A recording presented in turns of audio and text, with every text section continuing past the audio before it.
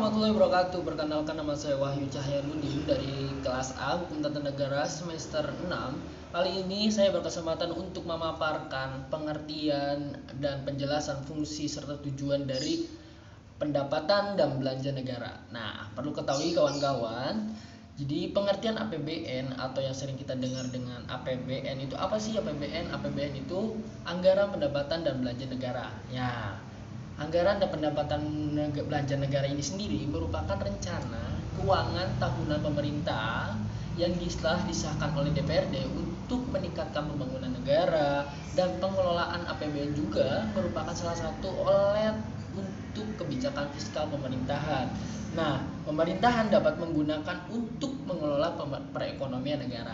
APBN itu sendiri berisi tentang pencatatan atau catatan yang secara rinci yang diterima oleh negara sebagai pengeluaran pemerintah setiap tahunnya yang dimulai dari 1 Januari hingga 31 Desember.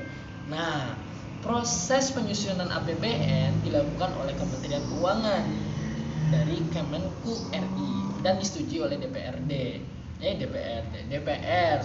Nah, APBN itu sendiri setiap tahunnya juga sudah ditetapkan oleh undang-undang. APBN bertujuan untuk APBN itu mempunyai tujuan. Nah, bertujuan untuk apa? Untuk membiayai kepentingan negara agar dapat mewujudkan perekonomian yang baik dalam APBN itu serta dalam sistem pemerintahan.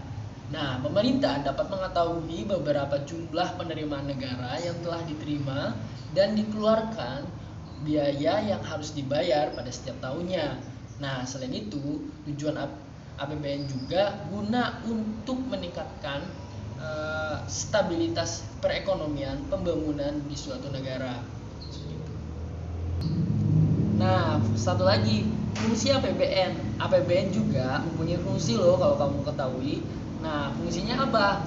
APBN digunakan sebagai sumber pendanaan untuk pelaksanaan pembangunan seperti pemerataan pertumbuhan perekonomian hingga stabilisasi perekonomian. Jadi, ada beberapa indikasi atau alokasi APBN itu. Nah, alokasi yang pertama, alokasi fasilitas publik, menyediakan fasilitas publik yang dapat memberikan dampak positif bagi investasi untuk meningkatkan pertumbuhan ekonomi negara. Nah, contoh dari kebutuhan publik itu seperti sekolah, rumah sakit, dan jalan raya dan lainnya. Yang kedua, distribusi, meningkatkan distribusi pendapatan negara sebagai seperti pajak dan subsidi, sebab kedua hal tersebut memiliki dampak dan pengaruh untuk mengatur konsumsi masyarakat. Yang ketiga, stabilitas, mengendalikan atau mengatur stabilitas perekonomian negara pada bidang fiskal. Yang keempat, pertumbuhan, meningkatkan pertumbuhan dan perekonomian suatu negara.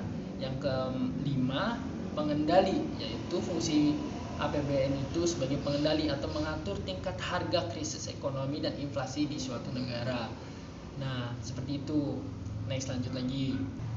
Selain fungsi tadi yang saya sebutkan, fungsi dari APBN itu sendiri yang diatur dalam undang-undang berdasarkan pasal 3 ayat 4 Undang-Undang Nomor 17 Tahun 2003 tentang Keuangan Negara. APBN mempunyai fungsi. Nah, fungsi yang pertama itu fungsi otorisasi, yaitu sebagai anggaran negara menjadi dasar untuk melaksanakan pendapatan dan tahun yang bersangkutan. Yang kedua, fungsi alokasi APBN dapat menunjukkan sasaran pembangunan untuk mengalokasikan faktor produksi dalam masyarakat. Yang keempat, fungsi perencanaan. Perencanaan ini guna anggaran negara menjadi pedoman bagi manajemen dan perencanaan kegiatan pada tahun yang bersangkutan. Fungsi yang kelima, sebagai fungsi pengawasan.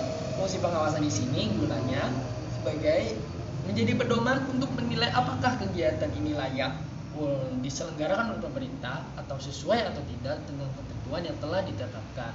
Selain itu, adapun sumber-sumber penerimaan negara dan jenis-jenis pengeluaran negara, ada beberapa poin yang harus kita ketahui. Pendapatan negara itu bisa berupa penerimaan perpajakan, pajak dalam negeri kayak PPH, PPN, PBB, dan cukai, dan yang lainnya. Ada pajak perdagangan internasional, penerimaan bukan pajak, bagian laba BUMN, penerimaan negara bukan pajak lain, penerimaan hibah pun itu salah satu bentuk dari pendapatan negara. Adapun belanja negara pemerintah pusat itu biasanya belanja non kementerian negara, dana perimbangan, dana bagi hasil, dana alokasi, dana umum, dan dana otonomi khusus dan penyesuaian. Nah, penerimaan negara dan pengeluaran negara itu salah satu keseimbangan primer yang surplus defisitnya anggaran defisit terhadap PBD atau pembiayaan itu selalu setara atau stabil. Perbankan dalam negeri, non perbankan dalam negeri, dan pembiayaan luar negeri. Nah, penarikan pinjaman bruto, penelusuran pinjaman, pembayaran cicilan, pokok utang luar negeri, kelebihan kekurangan pembiayaan itu salah satu penerimaan dari dalam negeri. Kiranya seperti itu untuk pemaparan APBN yang saya bisa sampaikan. Kurang lebihnya saya cukupkan. Mohon maaf jika ada kekurangan di dalam pemahamannya karena baru-baru belajar.